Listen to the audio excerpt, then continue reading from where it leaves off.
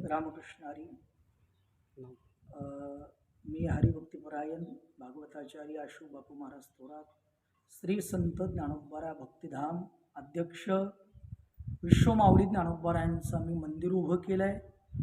विश्वमाऊली ज्ञानोबारायांची मूर्ती, विठ्ठल रुक्मिणी मूर्ती, भोलेनाथांची मूर्ती, राधाकृष्णांची मूर्ती, अशा पद्धतीनं श्री संत ज्ञानोबा भक्तिधाम संस्थान उभं केलं आहे.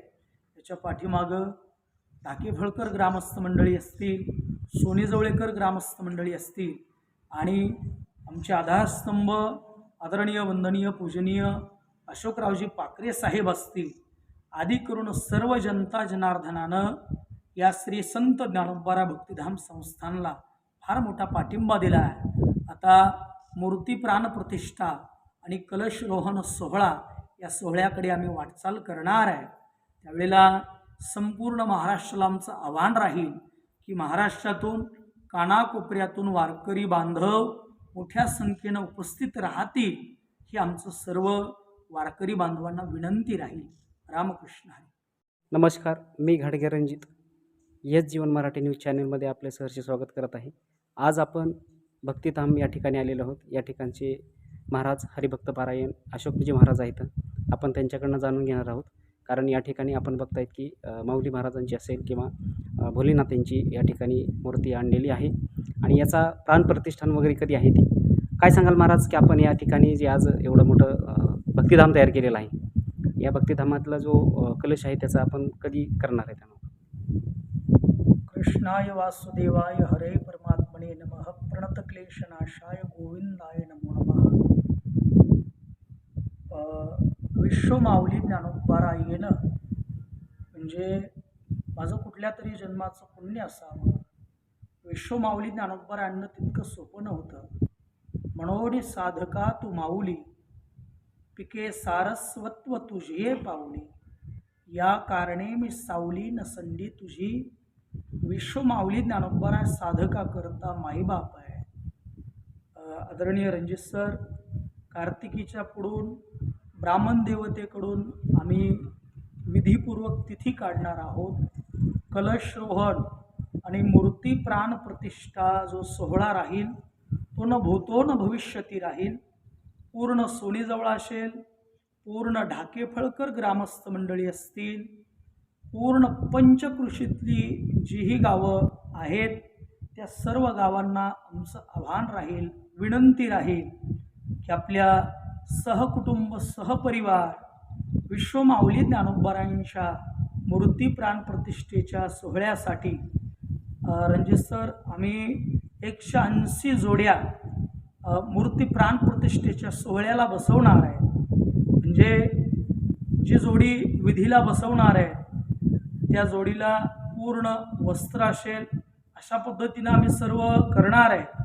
आमचे आधारस्तंभ आदरणीय माननीय अशोकरावजी पाकरे साहेब त्यांनी फार मोठा सिंहाचा वाटा या कार्यामध्ये आहे. आदरणीय शंकररावजी पाकरे साहेब असतील आणि आधी करून समस्त ग्रामस्थ मंडळी ज्यांनी 1 रुपयापासून लाखापर्यंत देणगी दिली आहे, त्या सर्व देणगीदारांच्या हृदयाला माझा साष्टांग नमस्कार आहे, त्यांच्या चरणाला माझा साष्टांग प्रणिपात आहे. तुम्ही जे उभं राहण्याचं आम्हाला धाडस दिलं आहे त्या ऋणात आम्ही कायम राहू. त्या ऋणातून आम्ही आयुष्याचं उतराय होऊ शकणार नाहीत. आपल्या सर्वांचं सहकार्य म्हणजे फार मोठं आहे आणि असाच पाठिंबा मजसारख्या पामरावरती राहू द्या. अध्यक्ष श्री संत ज्ञानोबा भक्तिधाम भागवताचार्य अशोक महाराज थोरात. महाराज, आपण बघतायत की आताच महाराष्ट्राच्या सर्व विधानसभा निवडणुका लागलेल्या आहेत आणि काय वाटतं आपल्या या मतदारसंघाविषयी आणि या विधानसभेविषयी?